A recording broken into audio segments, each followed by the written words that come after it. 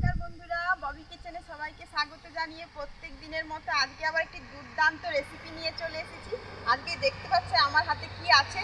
বর্ষার মৌসুমে কিন্তু ইলিশ মাছ কিন্তু খুবই অ্যাভেলেবেল এখন বাজারে।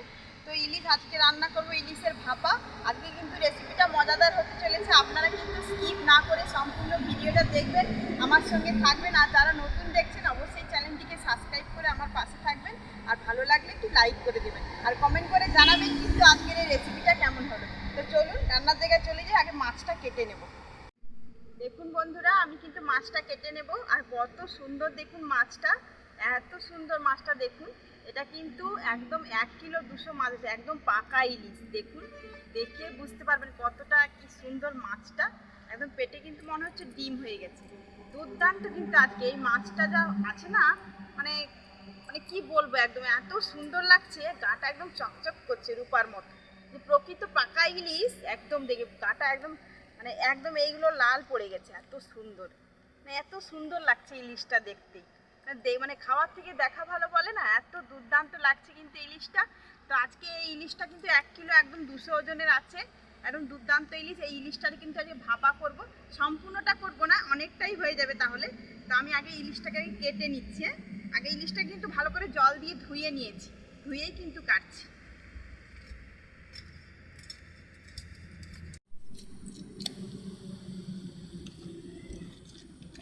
এগুলা কিন্তু উঠতে চাইছে না, এগুলো মনে হয় চামচ দিয়ে তুললে ভালো হতো। আস্তে আস্তে করে হাত দিয়েই তুলে দেবো। কতটা তোলা হয়ে গেছে।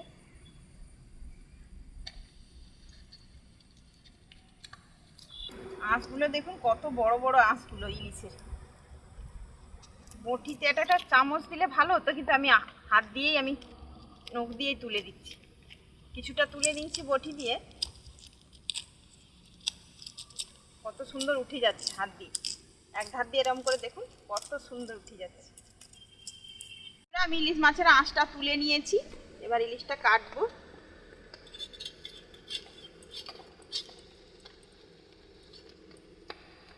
ইলিশটা ডিম হয়ে গেছে।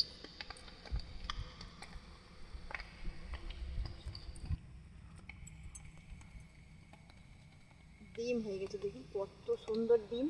এইখানে চাপটা দিয়ে ডিমটা আস্তে করে বের করতে হবে। তার আগে এখানে শিরাটা একটু কেটে নেব। এই যে এইখানে ধরে আগে শিরাটা কেটে নেওয়ার দরকার ছিল আমার। এই ইলিশের শিরাটা এখানে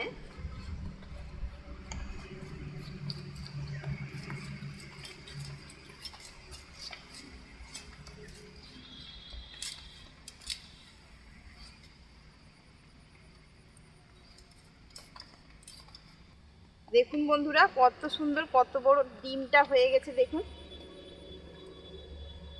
কত সুন্দর, একদম সুন্দর ডিম দুটো হয়ে গেছে, দুর্দান্ত কিন্তু। আর কত সুন্দর দেখুন। আর এটা চাওড়াটা কতটা, মানে আমার হাতের চাওড়াটা ইলিশ মাছটা কতখানি।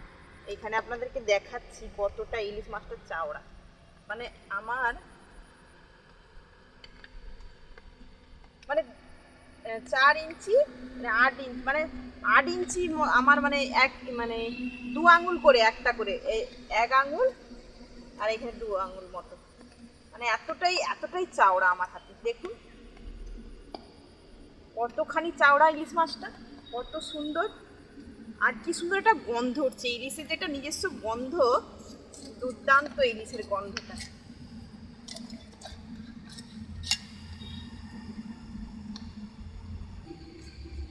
এটা কিন্তু ভাপাটা দারুণ হবে, ভাপা বা পাতুরি এত সুন্দর হবে না মাছটা, দারুণ কিন্তু খেতে লাগে। কতগুলো বেরিয়েছে দেখুন, অসম্ভব। পেটিগুলো একটু বড় বড় রেখেছি, খেতে কিন্তু একদম দুর্দান্ত লাগে। দেখুন বন্ধুরা, মাছটাকে মাথাটাকে আমি চিড়ে নিয়েছি। মাথাটা একদিন রান্না করব একটা সবজি দিয়ে। ইলিশ মাছের মাথাটা কতগুলো হয়েছে দেখুন, 1 2 3 4 5 6 7 8 9, আর এই মাথাটা নিয়ে 10টা। আর দেখুন কিরম সাইজ রেখেছি। এটা কিন্তু খাসা একদম, এত সুন্দর। দেখুন পেটিটা কত সাইজের, কত সুন্দর। প্রায় 150 গ্রাম মতো করে হবে। এটা তো 150 গ্রামের বেশি হয়ে যাবে। এটা দুর্দান্ত খেতে লাগবে। তো মাছগুলো চলুন ধুয়ে নিচ্ছি। দেখুন বন্ধুরা, মাছটাকে মাথাটাকে আমি চিড়ে নিয়েছি। মাথাটা একদিন রান্না করব একটা সবজি দিয়ে ইলিশ মাছের মাথাটা কতগুলো হয়েছে দেখুন, 1 2 3 4 5 6 7 8 9, আর এই মাথাটা নিয়ে 10টা। আর দেখুন কিরম সাইজ রেখেছি, এটা কিন্তু খাসা একদম, এত সুন্দর দেখুন পেটিটা কত সাইজের, কত সুন্দর, প্রায় 150 গ্রাম মতো করে হবে। এটা তো 150 গ্রামের বেশি হয়ে যাবে। এটা দুর্দান্ত খেতে লাগবে। তো মাছগুলো চলুন ধুয়ে নিচ্ছি। বন্ধুরা আমি কিন্তু আমার বাড়িতেই যেরকম রান্না করি ভাপাটা আমি সেরকম করতেছি।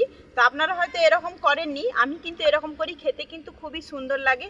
এখানে চীনা বাদাম নিয়েছি, চাল মগজ, পোস্ত আর কাঁচা লঙ্কা, আর এখানে আছে রাই সরষা, এটাকে কিন্তু পরে বাটবো। আর এইগুলোকে আগে বেটে নিচ্ছি, যেহেতু বাটতে একটু অসুবিধা হবে তার জন্য এটা শেষে বাটবো। তো আগে এইগুলোকে আমি বেটে নিচ্ছি।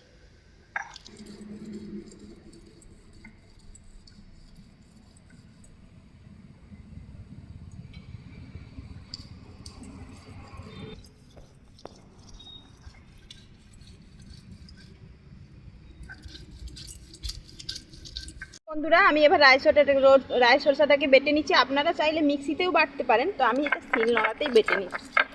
মিক্সিটা বাড়লে কি হয়, একটু সরষেটা অনেক সময় তেতো হয়ে যায়, তার থেকে শিল নোড়াতে বাটাটাই ভালো। কিন্তু অনেকে যদি সমস্যা হয় আপনাদের, যদি শিলে না বাটতে পারেন, মিক্সিতে কিন্তু একটু লবণ দিয়ে দেবেন, লবণ দিয়ে আর কাঁচা লঙ্কা দিয়ে একসঙ্গে সরষা বাটবেন, দেখবেন তিতো লাগবে না। কিন্তু এমনি যদি মিক্সিতে বাটেন তেতো লাগবে সরষা। বন্ধুরা আমি অনেকগুলো মাছ রেখে দিয়েছি, তো এতগুলো আমার লাগবে না। আমি 4 পিস বড় বড় সাইজের চওড়া চওড়া দেখে নিয়েছি, ভাপা করব। তো আমি এগুলাকে নুন হলুদ মাখিয়ে দিচ্ছি। দেখুন এগুলোতে নুন হলুদ ভালো করে মাখিয়ে দিচ্ছি।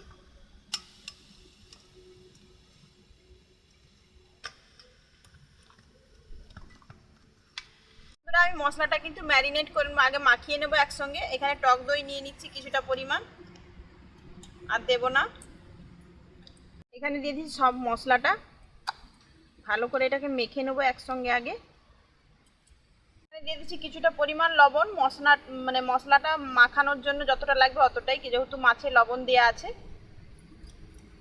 কিছুটা পরিমাণে সরষের তেল, এটা একটু ভালো করে মেখে নেব। আগে একটু দিয়ে দিচ্ছি গুঁড়ো লঙ্কা, এটা কালারটা ভালো আসার জন্য, আপনারা চাইলে দিতেও পারেন নাও দিতে পারেন, এটা একটু কালারটা ভালো আসবে। এবার দিয়ে দিচ্ছি মশলা বেটে রাখা জলটা, একটুখানি মশলা বেটে রাখা জলটা, তো এটাকে একসঙ্গে দিয়ে মেখে নেব ভালো করে। এবার এটাকে ভালো করে মেখে নেব, হাত দিয়েই মেখে নিচ্ছি, আপনারা চাইলে অন্য কিছু দিয়ে মাখতে পারেন। মশলাটা ভালো করে মেখে নিয়েছি, তো বাটিয়ে কিছুটা এটা তুলে নেব, হাফটা মতো আমি তুলে নেব বাটিতে।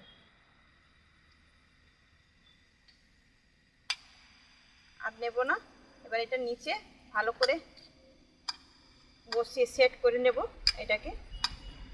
এবার দিয়ে দিচ্ছি এখানে মাছগুলোকে বসিয়ে দিচ্ছি।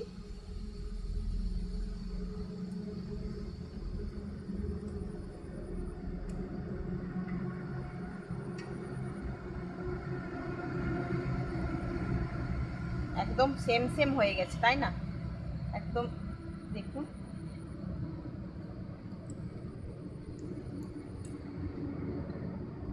এবার উপর দিয়ে ভালো করে এটাকে আমি বিছিয়ে দেবো মাছের ওপরে ওপরে মশলাটাকে।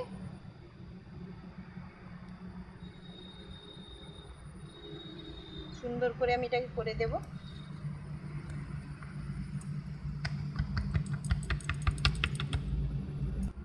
দেখুন বন্ধুরা আমি মশলাটাকে ভালো করে আমি একদম সেট করে নিয়েছি। তো উপর থেকে আবার একটু সরষের তেল দিয়ে দেব কিছুটা পরিমাণ।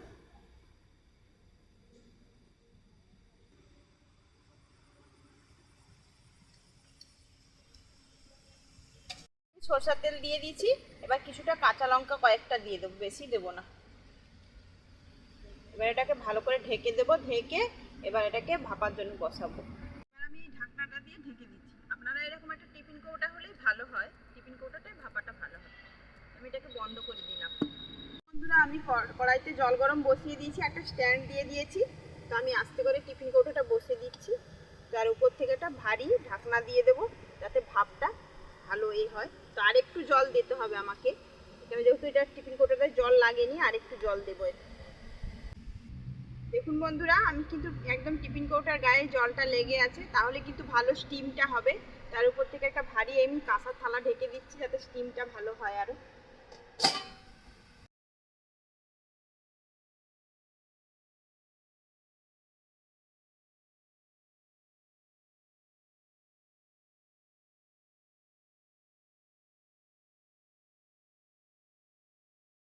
দেখুন বন্ধুরা, এবার আমি এটাকে ঢাকনাটাকে খুলে নিচ্ছি।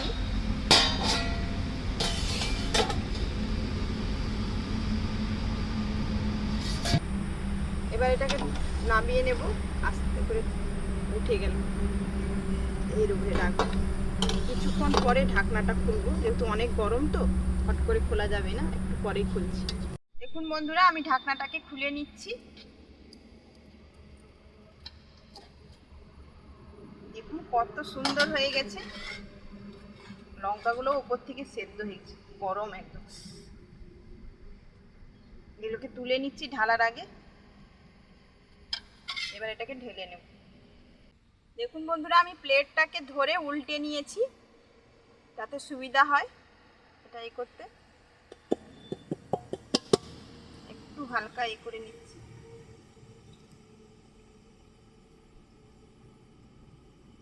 দেখুন কত সুন্দর বেরিয়ে গেছে জিনিসটা। দেখুন বন্ধুরা, আপনারা দেখলেন কত সুন্দর হয়ে গেল, আর খুবই সহজেই। তো আমি এরকম অবশ্যই বাড়িতে বানাই। এটা কিন্তু খেতে অপরূপ দুর্দান্ত লাগে, খুব সুস্বাদু, যেহেতু ইলিশের ভাপা একদম আর এত সুন্দর ঘ্রাণটা ছাড়ছে, আপনাদেরকে কি বলবো, অসম্ভব সুন্দর লাগছে বন্ধুরা। আর আজকের রেসিপিটা কেমন হলো আপনারা কমেন্ট করে জানাবেন, আর ভালো লাগলে একটু লাইক করে দেবেন। আর যারা নতুন দেখছেন অবশ্যই চ্যানেলটিকে সাবস্ক্রাইব করে আমার পাশে থাকবেন। আর আজকের এই রেসিপিটি এত সুন্দর হয়েছে, আমি কি বলবো, ঘ্রাণের দ্বারা এক থালা ভাত কিন্তু ফিনিশ হয়ে যাবে। ইলিশ মাছ আপনারা জানেন, একটা ইলিশ মাছ আলাদা জগৎ। ইলিশ মাছ থেকে সবাই, ছোট থেকে বড় সবাই কিন্তু খেতে ভালোবাসে। আর এত বড় ইলিশ হলে কে না চায় বলুন খেতে।